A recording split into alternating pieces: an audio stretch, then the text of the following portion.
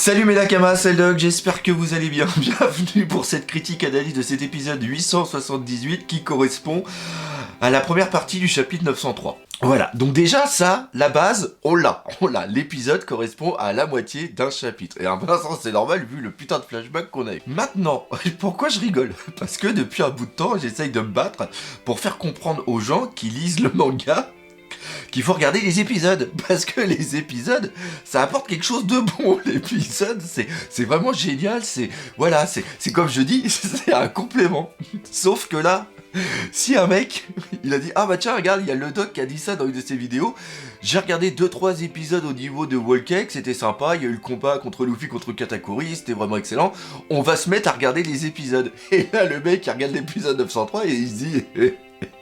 La Toei fait de la merde. Et c'est normal. Donc voilà, donc maintenant on va essayer de comprendre, parce que c'est quand même ça le but, hein.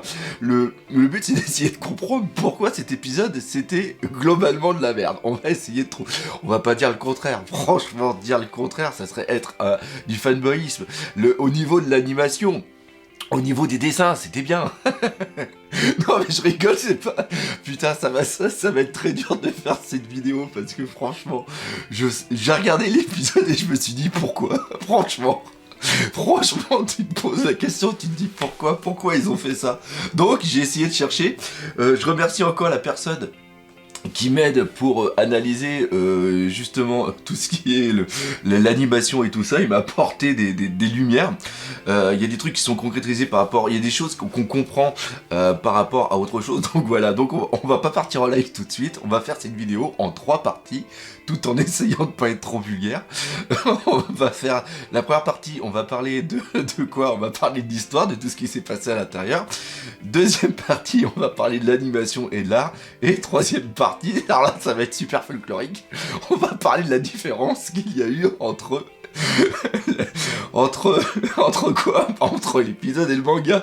Voilà, putain, j'arrive toujours pas à m'en remettre de cet épisode, j'arrive pas à m'en remettre.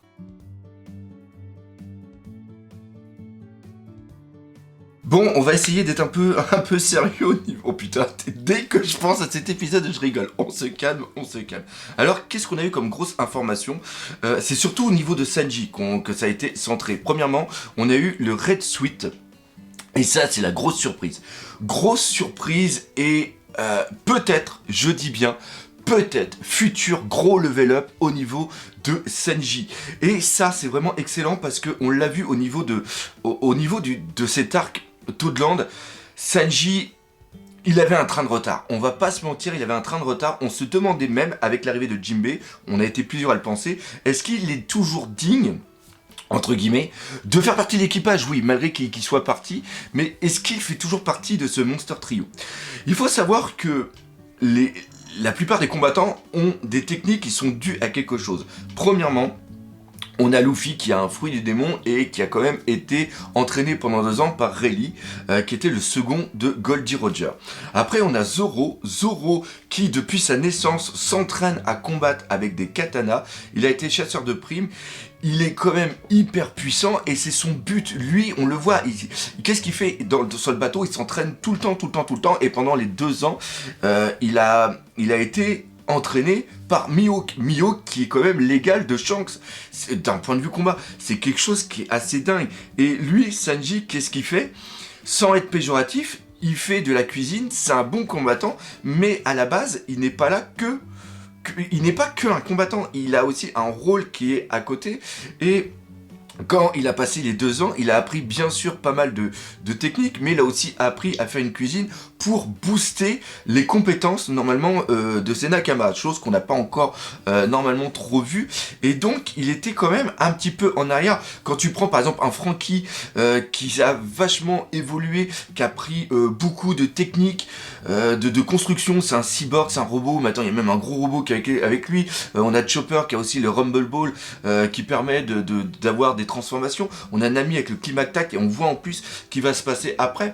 Donc on voyait que Sanji, si de base c'est un mec lambda qui est très très fort, mais c'est quelqu'un de lambda. Et grâce à ce Red Suite, il va peut-être pouvoir avoir une puissance vraiment incroyable. On a vu ce que ses frères sont capables de faire, et je pense que Senji, grâce au Red Suite, il pourra devenir même supérieur de Ichiji. Alors maintenant, comment ça a été amené? Ça a été amené, c'est-à-dire qu'on a eu Niji qui a mis le Red Suite dans la poche de Luffy, c'est-à-dire que ce sont ses frères qui lui ont transmis. C'est pas quelque chose qui est arrivé comme ça, c'est pas quelque chose qu'il a trouvé par terre, ou c'est pas quelque chose que Luffy a trouvé comme dit tiens regarde il y a de la bouffe, on va le garder pour plus tard. Vous voyez comment ça a été amené. Donc il y a bien un but du Germa de faire un cadeau à Senji. Et comme on l'a vu à la fin de l'épisode 902 ou 901, désolé enfin du chapitre 902 ou 901 où ils viennent pour délivrer Senji et lui permettre de retourner sur le bateau, on voit que il y a une sorte de rédemption qui est en train de se mettre en place. Et maintenant, l'autre question qui est encore plus compliquée, c'est est-ce que Sanji, qui lui a toujours un ressenti mauvais envers sa famille, d'ailleurs on le voit quand il a sa prime et qu'il voit que c'est marqué Vinsmoke, il est complètement dégoûté parce que la prime qu'il a n'est pas liée à sa puissance en tant que telle, mais est liée seulement à la renommée de sa famille, vu que maintenant il est officiellement un Vinsmoke au visage du gouvernement mondial. Est-ce que lui va quand même utiliser ce Red Suite parce qu'il a eu envie de le jeter? C'est-à-dire que quand il va l'utiliser, malheureusement, il va devenir un Vinsmoke.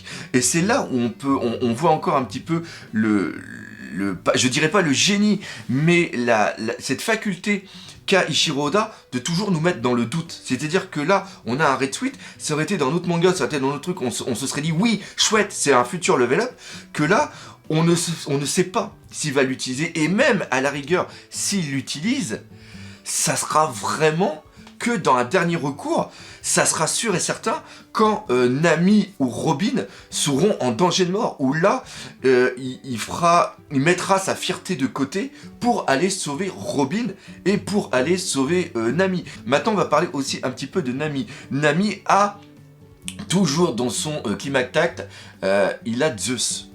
Et ça, c'est important. Important pourquoi? Parce que ça va permettre d'apporter encore une fois un power-up à Nami, mais surtout, il y a un lien avec Big Mom. Il ne faut pas oublier qu'il y a une grosse partie de l'âme de Big Mom qui est à l'intérieur de Zeus. C'est pour ça que Zeus est aussi puissant, et c'est aussi pour ça qu'il a cette faculté. Il est le côté espiègle de Big Mom. C'est pour ça qu'il a faim, c'est pour ça qu'il est plus porté sur l'appétit, c'est pour ça qu'il est tout joyeux, c'est pour ça qu'il a ce visage vraiment pouponique. Vu qu'il y a une grande partie de l'âme de Big Mom à l'intérieur de Zeus, obligatoirement maintenant Zeus peut aussi fonctionner comme une sorte de vivre-carte de Big Mom. C'est-à-dire que Big Mom sait où sont toutes ces parties d'âme et donc aura toujours un lien avec l'équipage des Mugiwara. Et donc, tant que Zeus sera là, Big Mom pourra les retrouver où qu'ils soient. Et après, ce qui est vraiment bien, et là c'est ce que j'ai vu au niveau de l'animation qui a apporté un plus par rapport au manga, je sais pas si vous avez remarqué, mais dans les journaux, on a plein d'informations. Alors, on ne sait pas ce qui est écrit, mais ça parle de Jinbei, donc peut-être qu'on va avoir des informations plus tard pour savoir ce qui est vraiment devenu Jinbei. On a des informations sur César, on a des informations, à un moment c'est marqué Vegapunk, on voit aussi les enfants qui étaient sur l'île sous César, donc... Vous voyez, là, il est peut-être en train de nous montrer quelques trucs. On voit aussi qu'il y a tout le monde qui commence à avoir des informations par rapport au journal sur Luffy. On a Shanks, d'ailleurs, qui lit le journal. Et ce qui se passe, l'une des choses peut-être les plus importantes, c'est qu'il est annoncé comme étant le 5e empereur. Alors, il faut bien mettre ça entre parenthèses. Ce n'est pas le gouvernement mondial qui annonce qu'il y a l'émergence d'un nouvel empereur, c'est-à-dire d'un 5e empereur. C'est tout simplement le fait que Morgan ait écrit un article dedans. On le voit bien d'ailleurs à Kainu, quand il lit le journal, on voit bien que c'est pas lui qui a décidé de faire ça. Et donc là, on a seulement une vision qui est proposée de la chose à travers Morgan, qui doit être un gros fanboy maintenant de Luffy. Il annonce que Luffy est le cerveau de l'opération. D'ailleurs, on voit quand il s'appelle ça, on voit qu'il y a Capone qui est en train de lire et qui est complètement détruit lui aussi, parce que c'est lui normalement le cerveau. Donc c'est ça, et en un sens ici, il y a aussi une petite critique du fait que, comme d'habitude, il faut faire attention aux journaux. Rappelez-vous, au niveau d'Alabasta, on avait dit que c'était Smoker qui avait combattu et qui avait vaincu Crocodile, alors que c'était Luffy. Tout ça pour camoufler l'information, et là on voit que l'information qu'on a dans les journaux sont une vision des personnes qui écrivent le journal. Et même si ce sont des journalistes, même si les personnes doivent faire preuve de recul et ils ne doivent pas prendre parti quand ils écrivent quelque chose, eh bien, tu t'aperçois que c'est humain de parler avec ton cœur et que ta vision est toujours biaisée par la personne que tu es au fond de toi. Donc voilà, donc encore une fois, il y a eu un petit truc qui était sympa ici et c'est une bonne chose au niveau de cet épisode. Maintenant, parlons de l'épisode, on va passer sur l'animateur directeur et aussi l'épisode directeur sur l'analyse de l'animation.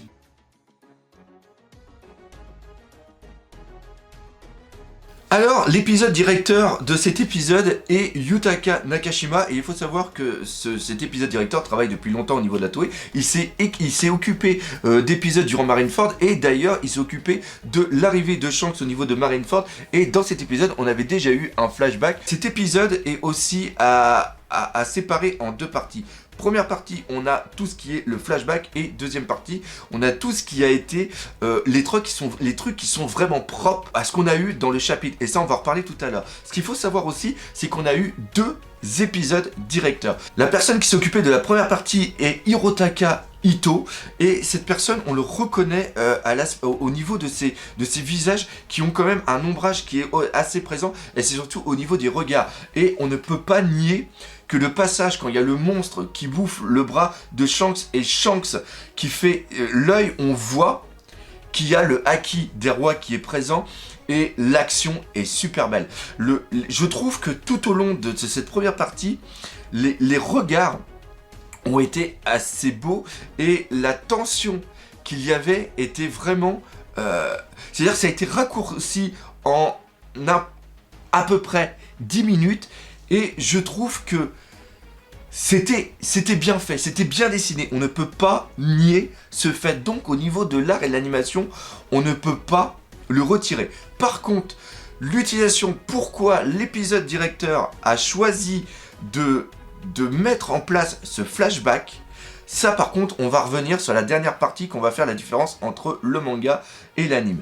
Là où on va s'attarder un petit peu, c'est sur la deuxième partie de l'animation qui, lui, a été fait par Isaku Inoue, et on ne reconnaît pas du tout son style. Il faut savoir que Isaku Inoue a vraiment un style qui lui est propre. Regardez les épisodes de Enies Lobby, c'est lui qui s'en est occupé. C'est des personnages avec des yeux quand même qui étaient assez fins. Il a un trait qui est vraiment proche d'Ichiro Oda. Et il faut savoir aussi qu'il s'est occupé du film Alabasta. Oh, et Isaku Inoue est aussi connu pour faire des personnages féminins avec une toute petite silhouette, une toute petite taille et des boobs assez phénoménales. Et là, quand on voit dans la deuxième partie comment il a dessiné Carotte ou comment il a dessiné Nami, on ne reconnaît pas du tout son style. Et encore une fois, c'est parce que la personne qui m'aide m'a dit, c'est Isaku Inoue qui a fait le travail, qu'on arrive à reconnaître certains petits trucs, mais de loin, franchement, le travail d'Isaku Inoue, franchement, je l'ai pas du tout reconnu. Ce qu'il faut aussi savoir, c'est que l'épisode directeur ainsi que Ito, qui était le directeur d'animation, ils l'ont mis sur Twitter. Ça aussi, c'est une information qui m'a été donnée, où ils ont eu énormément de mal à faire cet épisode parce que le temps a été énormément réduit. Je crois même qu'ils ont eu que 2 mois pour faire cet épisode, alors que d'habitude on est plus sur du 3-4 mois. Pourquoi? Parce que la Toei à ce moment-là était en train de travailler sur le film Stampede. C'est pour ça aussi qu'on a quelque chose qui est rallongé. C'est parce que peut-être qu'ils veulent éloigner un petit peu Wano Kuni pour vraiment mettre toute l'équipe dedans, pour en faire peut-être le meilleur arc au niveau de l'animation, au niveau de la Toei. En plus, il faut savoir que Ito était hyper malade et qu'il a quand même continué à travailler, et c'est peut-être aussi une excuse qu'on peut trouver sur cet épisode. C'est vraiment là-dessus. C'est-à-dire que quand je le dis, et je suis pété de rire au début, pourquoi cet épisode est de la merde, c'est qu'après on comprend pourquoi. C'est parce qu'il y a des conditions de travail qui sont en ce moment complètement exécrables, ou avant qui étaient exécrables au niveau de la Toei, parce qu'ils sont en préparation du film Stampede.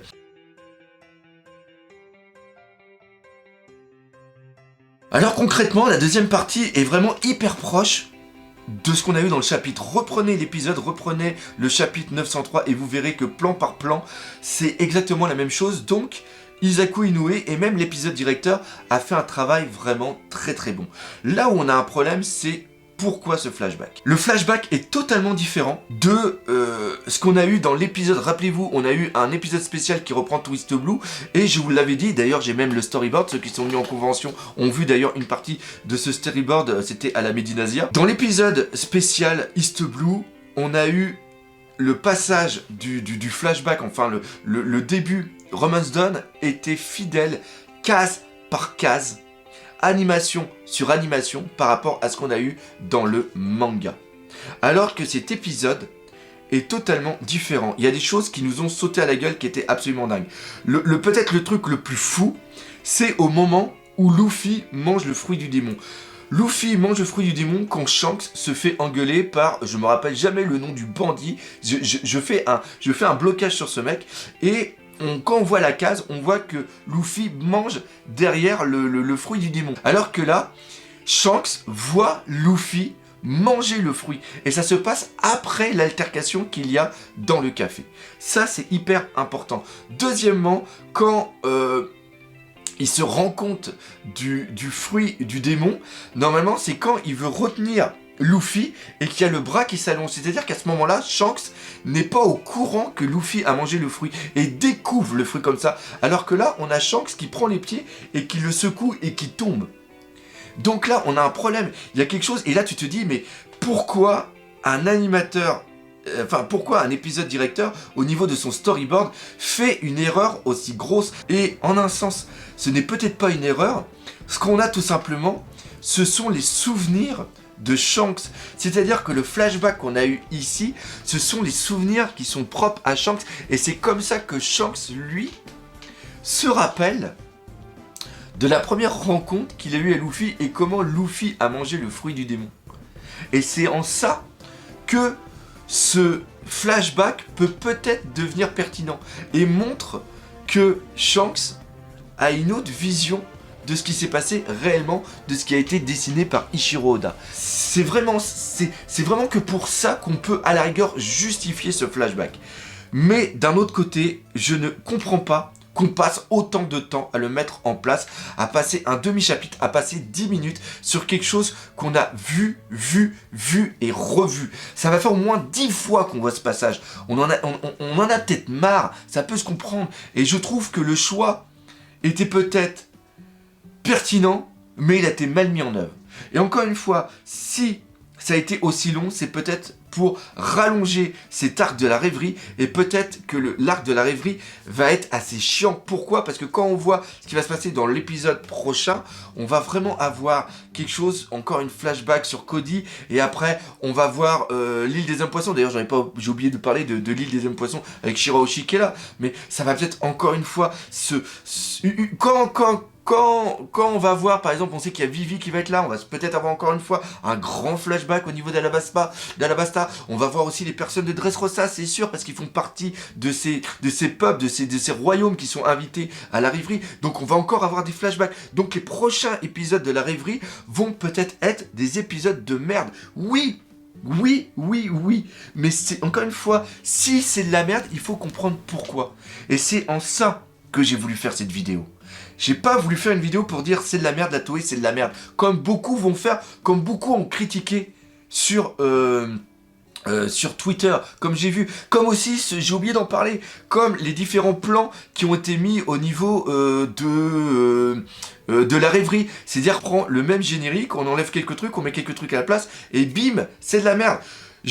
Dans cette vidéo, je ne dis pas que c'est pas de la merde, je le dis. Mais je comprends pourquoi. Et c'est vraiment ça, pour moi, le plus intéressant. Et c'est peut-être aussi le plus important. Donc voilà, pareil, vous, dans les commentaires... Alors oui, aussi, j'ai oublié de dire pourquoi on n'a pas eu de nouveau générique au niveau de la rêverie. Parce que la rêverie, c'est peut-être un arc qui va être court. Et encore une fois, il y a eu un gros travail qui est en train de faire sur Stampede. Et peut-être qu'ils mettent tous les efforts sur Wano Kuni. Et peut-être que sur Wano Kuni, là, on aura un super opening.